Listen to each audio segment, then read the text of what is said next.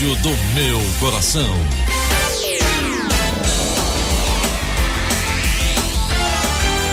Rádio Notícias Verdes Mares 810. Atenção, emissoras do interior, para o top de 5 segundos.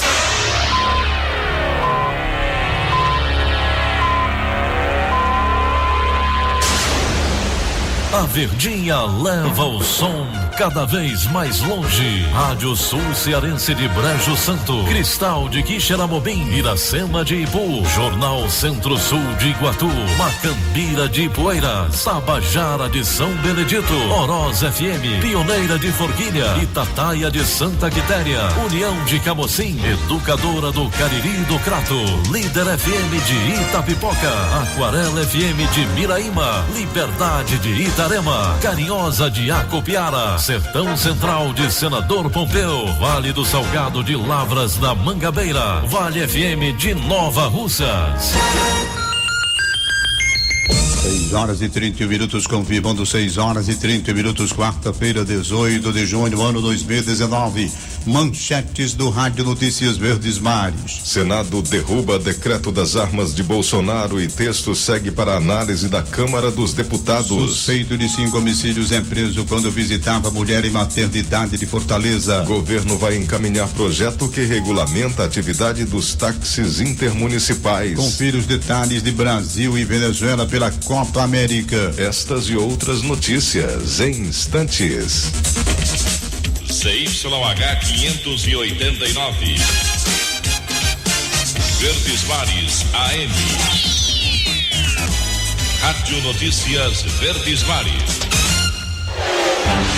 Rádio Notícias Verdes Mares. Oferecimento Produtos Fortaleza. O mesmo sabor em novas embalagens. Direto de Brasília, capital da República, o jornalista Wilson Ibiapina. Bom dia, Ibiapina. Bom dia, Tom Barros. Bom dia, Frank. Bom dia, Ceará. O presidente Bolsonaro atende reivindicação dos governadores do Nordeste. O Diário Oficial da União de ontem publicou a resolução do Ministério do Desenvolvimento Regional autorizando os governos da região a aplicarem até 30% dos recursos do Fundo Constitucional de Financiamento do Nordeste em obras de infraestrutura, desde que sejam ultrapassadas as dificuldades normativas. O novo reitor da Universidade Federal do Cariri, Ricardo Luiz Lange Neves, será empossado logo mais às 10 horas no Salão Nobre do Ministério da Educação. Sediada em Juazeiro do Norte, a Universidade Federal do Cariri possui campus nas cidades de Crato, Barbalha, Brejo Santo e Icó. É resultado do desdobramento do campus Cariri da Universidade Federal do Ceará. Políticos enrolados na Operação Lava Jato estão inscritos para fazer perguntas ao ministro da Justiça, que estará logo mais às 9 horas na Comissão de Constituição e Justiça do Senado. O ministro Sérgio Moro terá meia hora para explicar as mensagens trocadas com o procurador Deltan Dallagnol. Dos 26 senadores aptos a fazer perguntas a Sérgio Moro, pelo menos 5 foram denunciados pela Lava Jato. Entre eles, o senador alagoano Renan Calheiros, que responde a 13 inquéritos do Supremo Tribunal Federal. No dia 26, o ministro Moro deverá comparecer à Câmara dos Deputados. E no dia 25, a segunda turma do Supremo Tribunal Federal vai julgar um pedido de liberdade para Lula. O presidente Jair Bolsonaro embarca logo mais às 8h45 para São Paulo, onde vai participar de uma cerimônia de assinatura de compromisso entre a Caixa Econômica Federal e o Comitê Paralímpico Brasileiro. À tarde, o presidente vai a Guaratinguetá assistir solenidade militar de formatura de sargentos da Aeronáutica. No final do dia, retorna a Brasília. Isla Pepina de Brasília para o Rádio Notícias Verdes Mares. Agora 6h34. Futebol.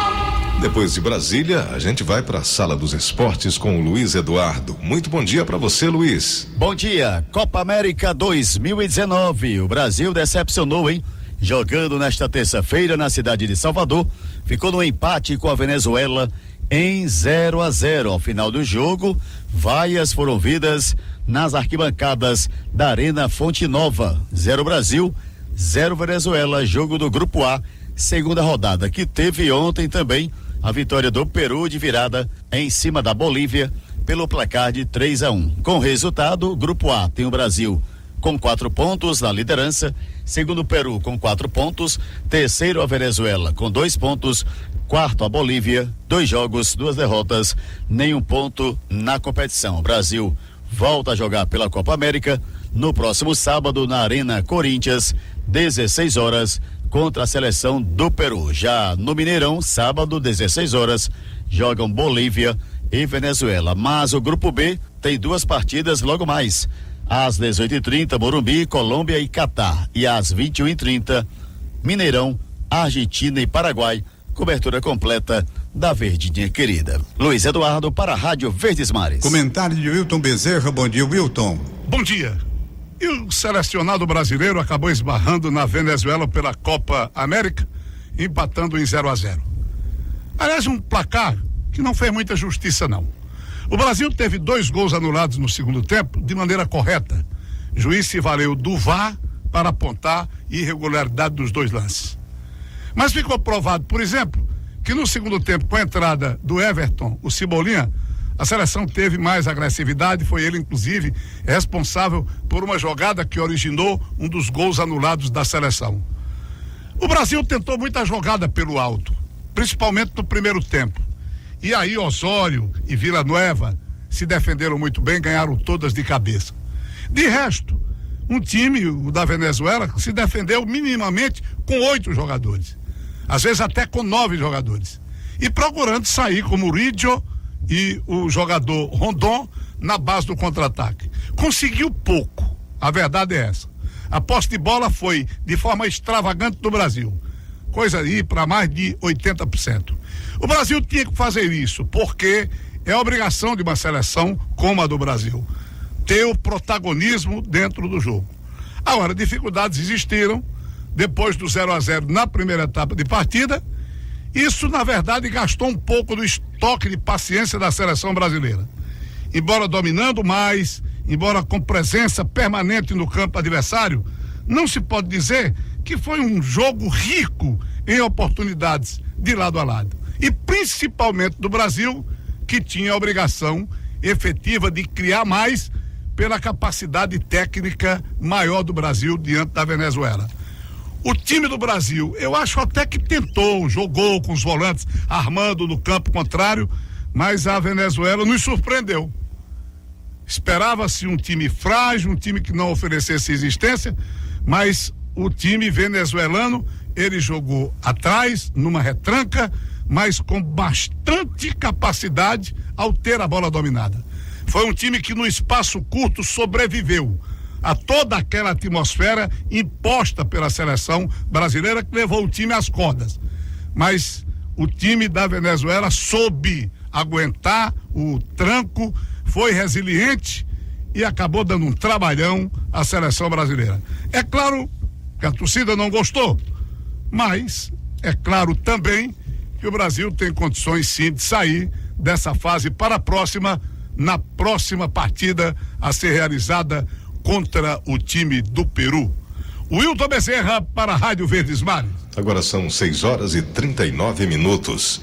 O plenário do Senado decidiu nesta terça-feira, por 47 votos a 28, derrubar os decretos do presidente Jair Bolsonaro que flexibilizam o porte e a posse de armas no Brasil. A decisão ainda tem que passar pela Câmara dos Deputados e o tema deverá tramitar em regime de urgência, indo direto para o plenário sem prazo para votação. Se o texto também for derrotado pelos deputados, o governo cogita recorrer ao Supremo Tribunal Federal por entender que o PDL, projeto de decreto legislativo, votado nesta terça, para assustar os decretos é inconstitucional por interferir no mérito da norma editada pelo Executivo. Enquanto a Câmara não analisar o tema, as regras previstas nos decretos continuarão valendo. O direito ao porte e à autorização para transportar a arma fora de casa, diferente da posse, que só permite manter a arma dentro de casa. O decreto das armas foi editado por Bolsonaro em 7 de maio. Depois da pressão do Legislativo e do Judiciário,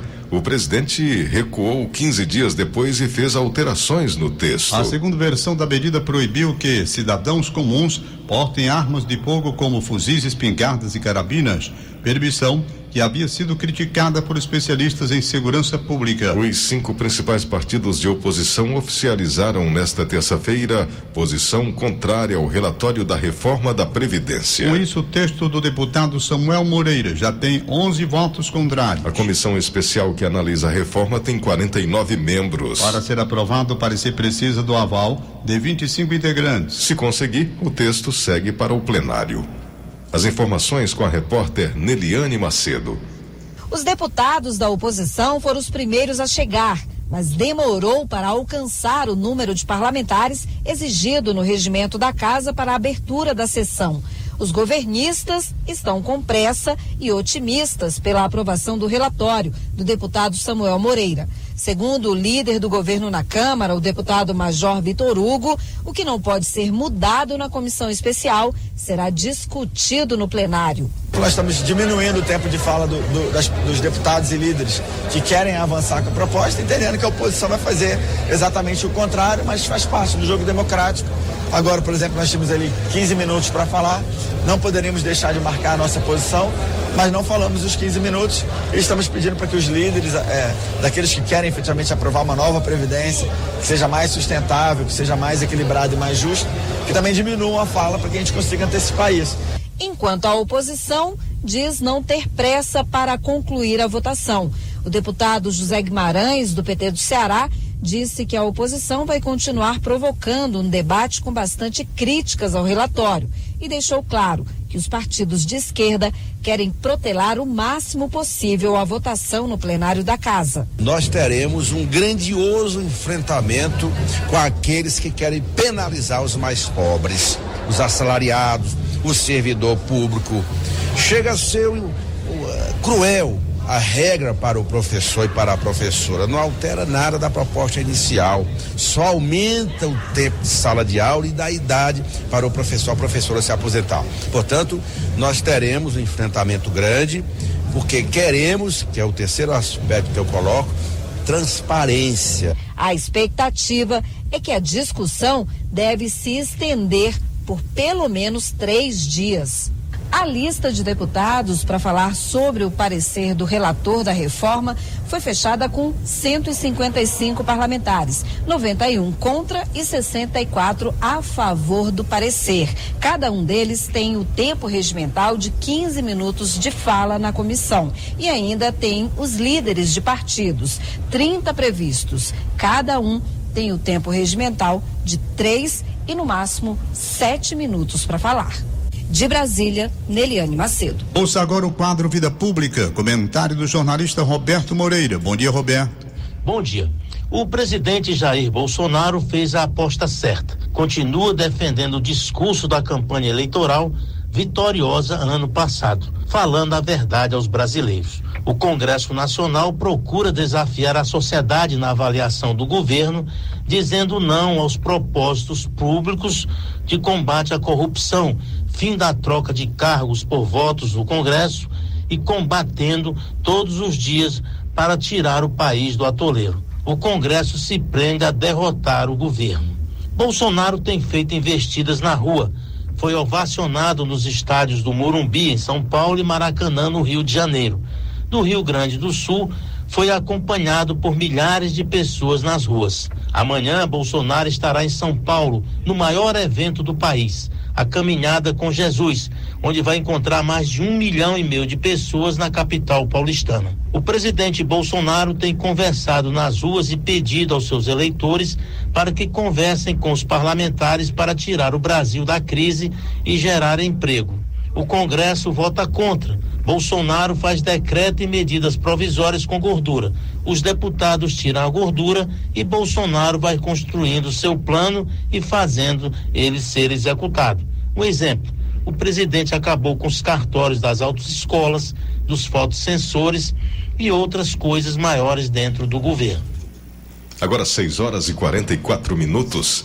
A defesa do ex-presidente Luiz Inácio Lula da Silva pediu nesta terça-feira que o Superior Tribunal de Justiça leve em conta as mensagens atribuídas ao ex-juiz Sérgio Moro e ao procurador Deltan Dallagnol, divulgadas pelo site The Intercept Brasil, no julgamento de recurso que pede para que ele passe a cumprir a pena em casa no regime aberto. As mensagens foram apresentadas ao tribunal dentro de recurso no qual a defesa de Lula tenta reverter a condenação do caso do Triplex do Guarujá e pede mudança do regime de prisão. A defesa insiste na absolvição já rejeitada pela 5ª turma do tribunal. A expectativa é de que os chamados embargos de declaração para esclarecer a decisão na qual os ministros reduziram a pena para 8 anos e 10 meses de prisão sejam julgados em agosto. A defesa já havia pedido para o Supremo Tribunal Federal levar em conta as mensagens em outro julgamento de pedido de liberdade com base na atuação de Moro. Segunda turma do STF vai analisar a questão no próximo dia 25. Em documento protocolado nesta terça ao STJ, a defesa afirma que as conversas revelam conjuntura e assustadores detalhes das tristes circunstâncias históricas em que ocorreram os fatos sempre alegados e comprovados nestes autos. 6h46. O governador do estado do Ceará, Camilo Santana, participou desta terça-feira em Brasília de reunião com representantes do Banco de Desenvolvimento da América Latina no Brasil. Em pauta, projetos importantes em andamento no estado e financiados pelo banco no desenvolvimento econômico e turístico do Ceará. Durante conversa com internautas, Camilo Santana comentou o resultado do encontro. Acabei de sair de uma audiência com o representante da CAF, que é um banco de financiamento, financia projetos dos estados, tem parceria com o Ceará, onde discutimos o andamento de vários projetos que estão em andamento hoje na área da Secretaria de Turismo, no nosso querido estado do Ceará, inclusive construção de estradas, projetos no litoral oeste do estado. Me acompanhou o secretário Arialdo Pinho, secretário de Turismo, e foi uma reunião importante para que a gente possa definir estratégias atuais da nossa parceria e futuras também do nosso estado. Camilo Santana também aproveitou para anunciar a intensificação da operação de recuperação das estradas destruídas após as chuvas deste ano. Em relação às rodovias estaduais, já estamos iniciando e na próxima semana eu vou fazer um anúncio oficial de um grande pacote de recuperação das estradas no Ceará, estradas que estão com buracos, estradas que precisam ser refeitas, e vamos começar com as estradas mais turísticas e com maior fluxo de transporte de veículos no Ceará. Então, já destinei 150 milhões de reais para essas ações. O problema é que estava só esperando aí acabar com as chuvas no Ceará, mas já iniciamos, inclusive aquela região de Crateús, muitas das estradas já foram recuperadas. Nós vamos fazer uma ação mais veloz, mais rápida para garantir um fluxo de transporte adequado, seguro nas rodovias do Ceará. Foram muitas chuvas, muitas foram danificadas. Isso fora todas as estradas que nós estamos construindo, novas, duplicações, que nós estamos fazendo com o programa de ponta a ponta do governo do Ceará. Agora 6h48. Um homem foragido da Justiça do Ceará foi preso nesta segunda-feira quando visitava a esposa em uma maternidade no centro de Fortaleza. Ednardo Nunes de Souza, de 28 anos de idade, é acusado de 5 homicídios e tráfico de drogas. Ainda segundo a polícia, Ednardo Nunes faz parte de uma organização criminosa comandada por Francisco Adriano de Souza, de 34 anos, preso em uma operação policial no dia 30 de maio, na cidade de Nova Lima, em Minas Gerais. Francisco Adriano comandava o tráfico de drogas no bairro Cais do Porto, em Fortaleza. A polícia disse também que Ednardo seria o responsável pelos homicídios na capital ordenados pelo comparsa. O suspeito foi flagrado pela polícia no último sábado, enquanto fazia uma entrega de drogas na Praça das Docas, no bairro Cais do Porto. Durante a ação, Ednardo trocou tiros com a polícia e conseguiu fugir abandonando o veículo. Durante a entrevista coletiva, o delegado Pedro Viana, titular da Delegacia de Combate ao Tráfico de Drogas, detalhou a operação.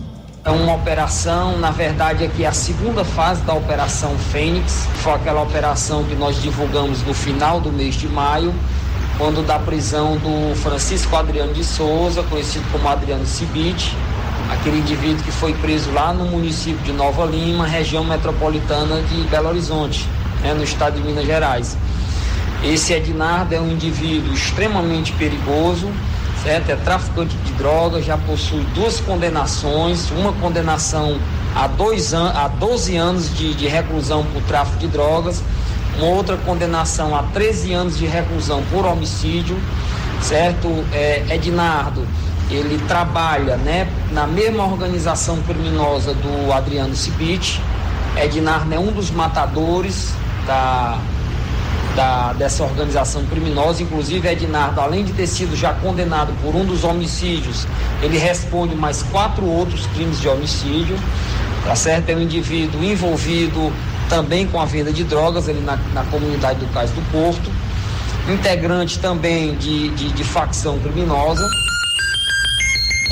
6h50, confirmando 6h50 em instantes. Governo vai encaminhar projeto que regulamenta a atividade dos táxis intermunicipais.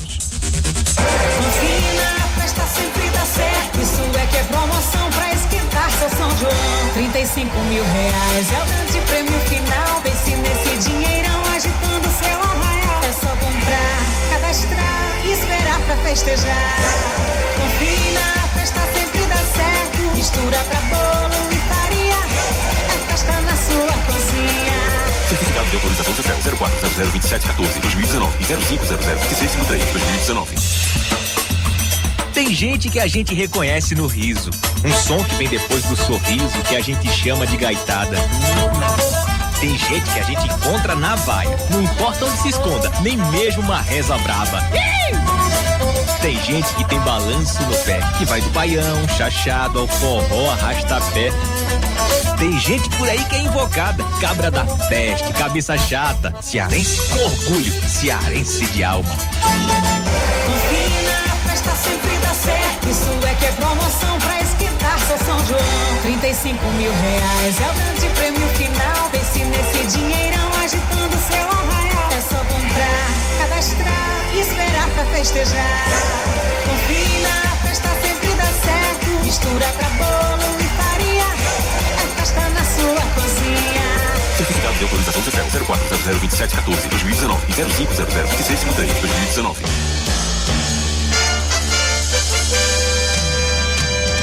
Rádio Notícia Verdes Mares.